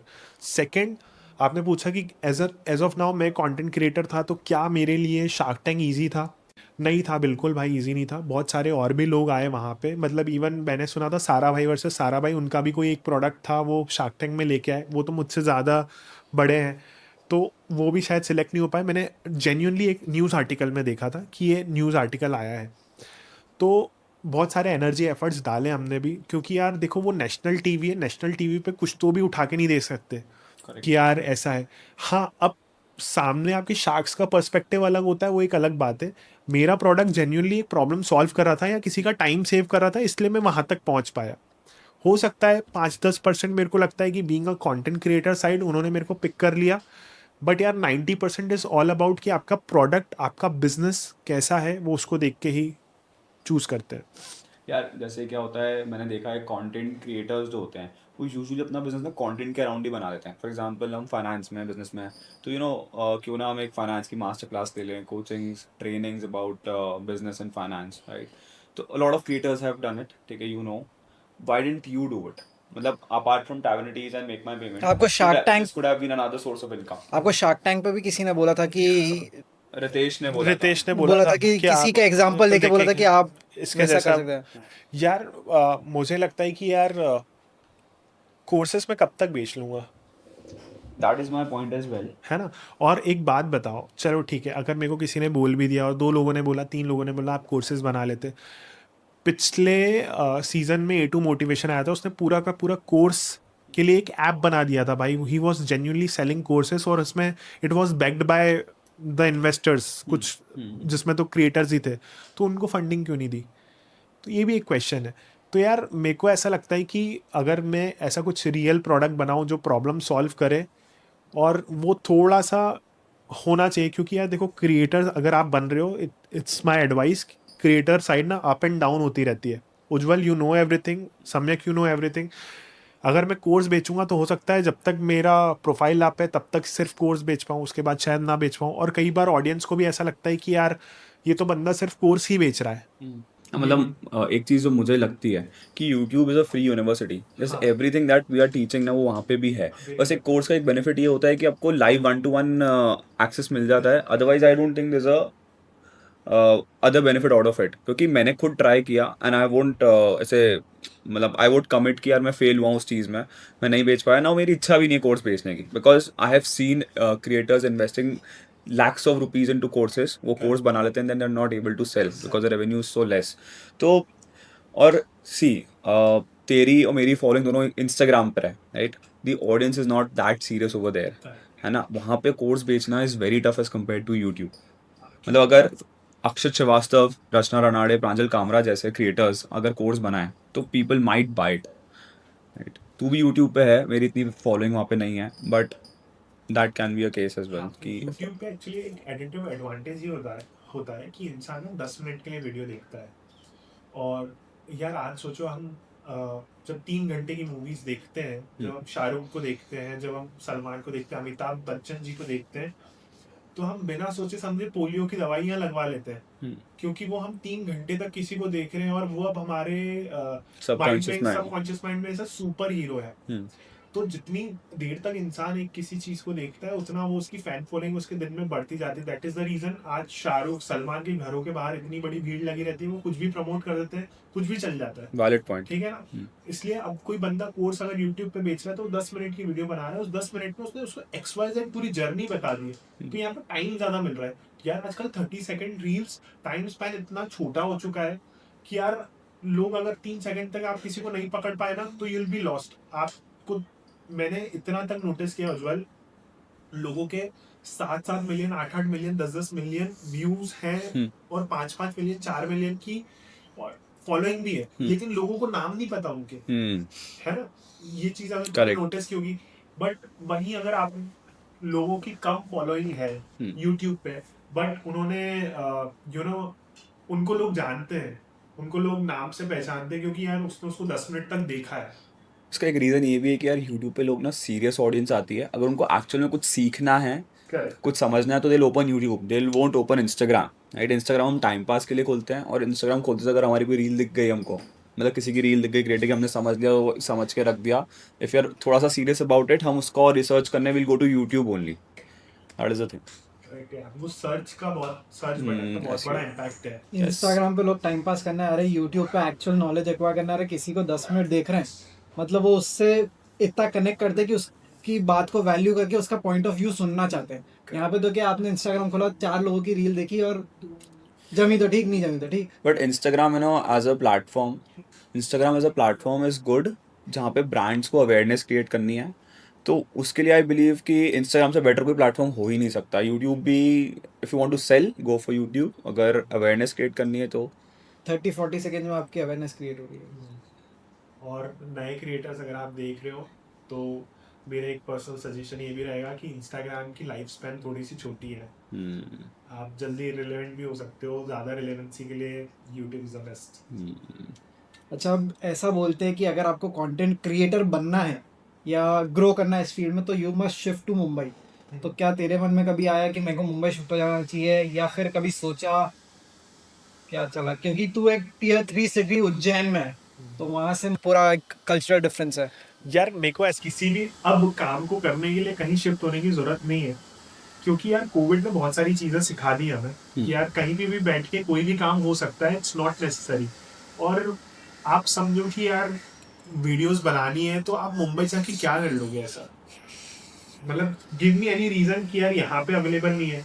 नहीं, ये एक मिसकंसेप्शन चलता है लोगों के बीच में। उनको लगता है कि यार नेटवर्किंग कर लेंगे, तो भाई मैं ऑनेस्टली बता रहा हूँ, मेरे कुछ फ्रेंड्स हैं, ठीक है, कोई मतलब नहीं है नेटवर्किंग का। है ना, कोई मतलब नहीं है नेटवर्किंग का।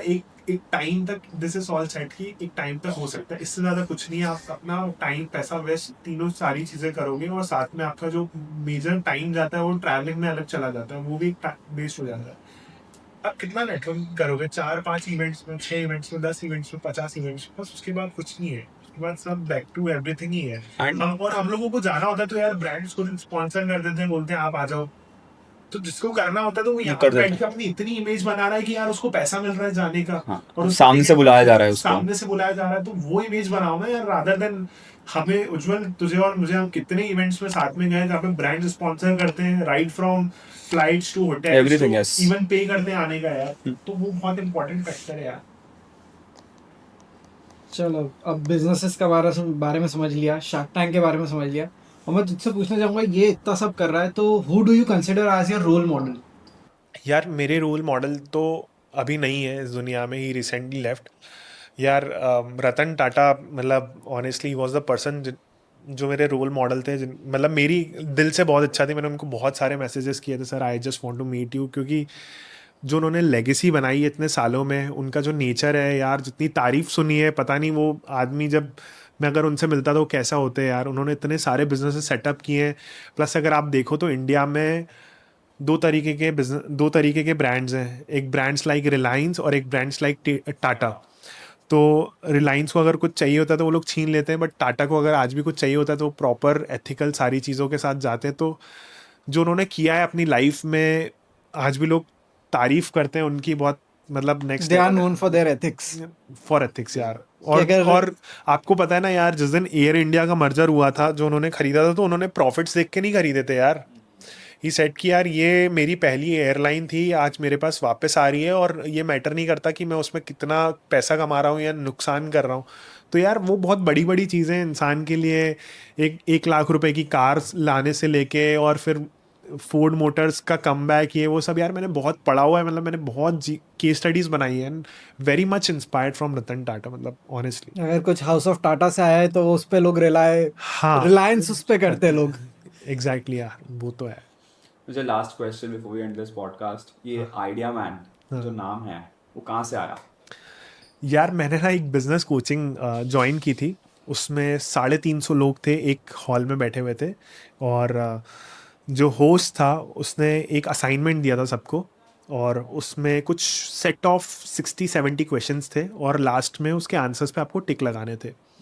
जब मैंने सारे क्वेश्चंस करे, टिक लगाए, तो मुझे पता चला कि मेरे मार्क्स आए थे थर्ड वाले पॉइंट पे ज़्यादा आए थे। तो मुझे पता चला 4 टाइप के लोग होते हैं, idea man, action man, people man और process man. For an example, Ujjwal को एक आइडिया आया कि यार उज्जवल लेट्स मेक दिस, कि हम एक टेक विद अस का एक चैनल बनाते हैं। तो एक ये होती है कि उज्जवल इसमें ही सोचेगा एज एन आइडिया मैन कि यार मैं इसमें और क्या क्या इंप्लीमेंट कर सकता हूँ, मैं वर्सेस वाला बताऊंगा, 10,000 फ़ोन वर्सेस 50,000 वाला फ़ोन। सेकेंड होता है प्रोसेस मैन, सम्यक, for an example process man, सम्यक ये सोचेगा कि यार इसको बनाने की प्रोसेस क्या हो सकती है, तो चलो ठीक है, पहले हम ये कर लेंगे, फिर हम ये कर लेंगे, फिर हम ये कर लेंगे, फिर हम ये कर लेंगे। थर्ड होता है एक्शन मैन। एक्शन मैन का काम होता है कि यार वो कुछ भी सोचता समझता नहीं, सीधे काम करने लग जाता है। और एक और होता है पीपल मैन। वो बंदा ये सोचेगा कि मैं मेरे कौन से कनेक्शंस बनाऊं कि मैं फटाफट ब्रांड डील्स भी ले आऊं, मैं फटाफट कंटेंट भी बना लूं, मैं इनके साथ बैठ के पॉडकास्ट भी कर लूं। तो ये 4 टाइप के लोग होते हैं, और मेरे को आइडिया मैन में सबसे हाईएस्ट मार्क थे उस 350 लोगों में। तो मैंने सोचा उसी दिन मैंने फिर मेरे पेज का नाम मतलब मेरे हैंडल का नाम before I started content creation उससे पहले ही फिर मैंने आइडिया मैन रख दिया था। तो यार वो इस तरीके से एक नाम आइडिया मैन आया था। बट वो बहुत अच्छे से रिकग्नाइज होता है कि लोग विजय से नहीं आइडिया Idea में Man, ज्यादा ज्यादा हाँ, अच्छा Idea वो Man। आइडिया मैन जो तेरे जैन में रहता है, हाँ। इंदौर में रहता है। तो ये है यार, this is the story behind the name. तो भाई यहीं पे अपन कंक्लूड करते हैं। Thank you for your time. अगर तुझे कुछ कहना है तो ऑडियंस से कह दे। Thank you so much for having me here Ujjwal and Samyak. यार मैं सिर्फ इतना सा ही कहना चाहूँगा कि इन दिस वर्ल्ड अगर आप एक शाइनी सिंड्रोम को देख के कुछ काम कर रहे हो, जैसे हमारा जो बिजनेस है वो थोड़ा शाइनी सिंड्रोम वाला है, तो प्लीज़ उसको देख के कुछ भी किसी भी टाइप ऑफ चीज़ों में मत फंसो। मेहनत करो, मेहनत करने से सब कुछ आता है। बोलने की बातें हैं कि लग्जरी कार्स है, ये है वो है, सब कुछ है, भाई सब कुछ मेहनत से बनता है। छोटा छोटा स्टेप लेके स्टार्ट करो। कभी भी ऐसी चीज़ मत देखो कि यार आई मीन कि ये सीधे ही इनको हाथ में मिल गई है या इन्फ्लुएंसर बन जाते हैं। पैसा देख के तो कभी कुछ चीज़ स्टार्ट मत करना। हमेशा वो चीज़ करो जिसमें आपका इंटरेस्ट है, जिसमें आपके दिल को खुशी होती है, तभी आप उस चीज़ को पूरी लाइफ कर पाओगे। क्योंकि है ना, एट द सर्टेन टाइम पैसा उतनी खुशी नहीं दे सकता, बट आपका जो काम है ना वो आपको बहुत खुशी दे सकता है। कि जहाँ पे आज हम पहुँच रहे हैं, तो यार मेरा नेक्स्ट स्टेप है कि यार अब मैं शार्क टैंक यूएस में चले जाऊँ। तो यार मेरा एक अब रहता है कि यार ठीक है, पैसा इस ठीक है बाय प्रोडक्ट आ जाता है यार, कोई बड़ी बात नहीं है।